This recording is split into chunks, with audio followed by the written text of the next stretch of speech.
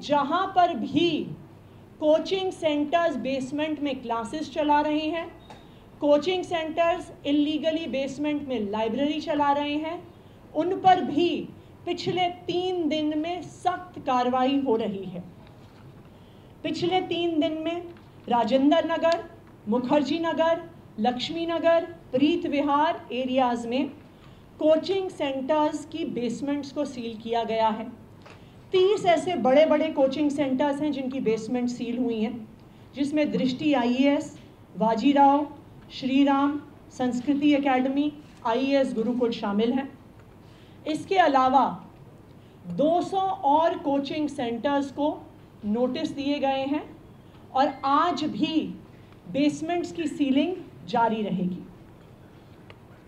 लेकिन मैं दिल्ली के लोगों को ये भी बताना चाहूँगी कि चाहे बेसमेंट की सीलिंग हो, चाहे ड्रेन पर से इंक्रोचमेंट हटाना हो, ये सारे शॉर्ट टर्म मेजर्स हैं।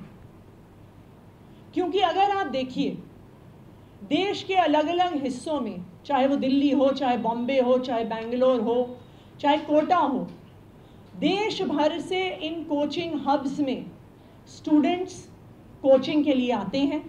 चाहे वो JEE नीट की कोचिंग हो, चाहे वो CUET की कोचिंग हो, चाहे वो IAS की कोचिंग हो, चाहे वो बैंक के एग्ज़ाम्स की तैयारी हो, चाहे वो NDA के एग्ज़ाम्स की तैयारी हो।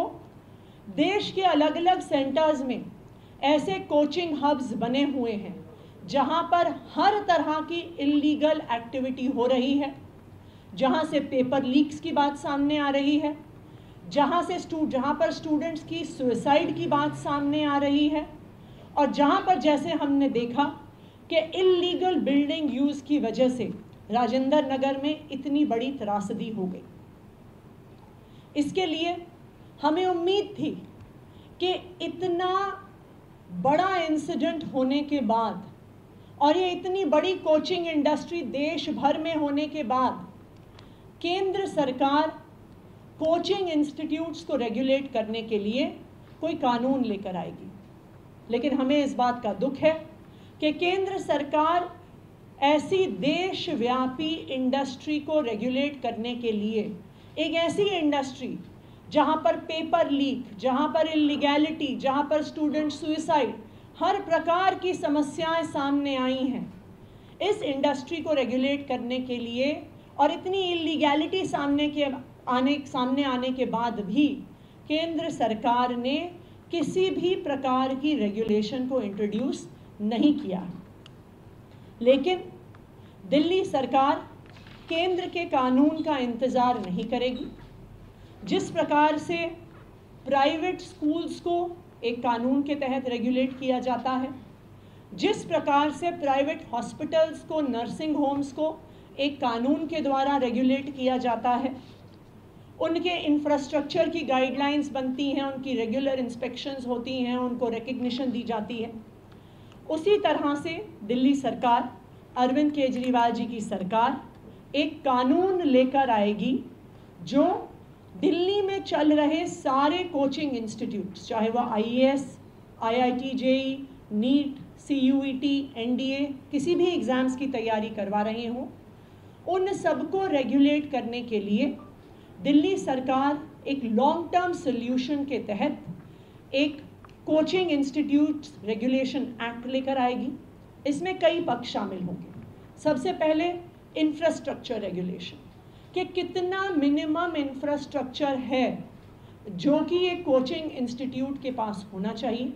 जिस तरह से स्कूल्स, नर्सिंग होम्स, सबको एक इंफ्रास्ट्रक्चर रिक्वायरमेंट दी जाती है, तो जो कोचिंग इंस्टीट्यूशंस का रेगुलेशन एक्ट आएगा उसमें कोचिंग इंस्टीट्यूट्स की इंफ्रास्ट्रक्चर रिक्वायरमेंट होगी। टीचर्स के क्या क्वालिफिकेशंस हैं ये स्पेसिफाई किया जाएगा। तीसरा, कोचिंग इंस्टीट्यूट्स की फ़ीस को रेगुलेट किया जाएगा, क्योंकि ये भी एक परेशानी स्टूडेंट्स की सामने आई है कि बेइंतहा फ़ीस इन कोचिंग सेंटर्स द्वारा ली जाती है। चौथा, इन कोचिंग सेंटर्स को मिसलीडिंग एडवर्टाइजिंग करने से रोका जाएगा। एंड लास्टली और मोस्ट इम्पॉर्टेंटली, ये जो प्रोसेस होगा जिससे कोचिंग सेंटर्स रेगुलेट होंगे, ये वन टाइम प्रोसेस नहीं होगा, regular inspections in coaching centres की करी जाएंगी। ये कोचिंग सेंटर्स रेगुलेशन एक्ट लाने के लिए हम आज एक कमेटी बनाएंगे।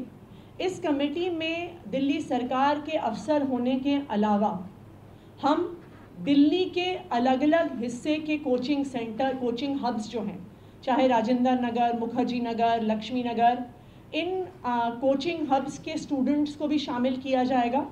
और जो स्टूडेंट्स अलग अलग एग्ज़ाम्स की तैयारी कर रहे हैं, चाहे IAS का हो, चाहे CA का हो, चाहे नीट JEE के एग्ज़ाम्स का हो, उनको इस कमेटी में शामिल किया जाएगा।